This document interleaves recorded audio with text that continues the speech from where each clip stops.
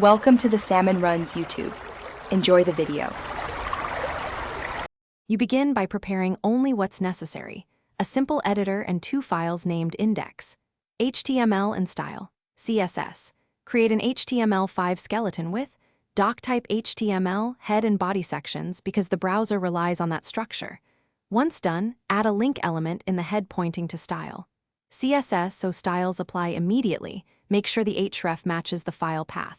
Save and open index. HTML in a browser to see the live page, and confirm the files connect before styling further. You now structure the content with semantic tags so layout and accessibility are clear. This also simplifies styling. Add classes to elements you want to style repeatedly and reserve ID for unique items. In your CSS, set box model properties, padding, border, margin, so spacing behaves predictably because layout depends on them. Use display, flex on container elements for responsive row or column layouts, and employ developer tools to inspect computed styles.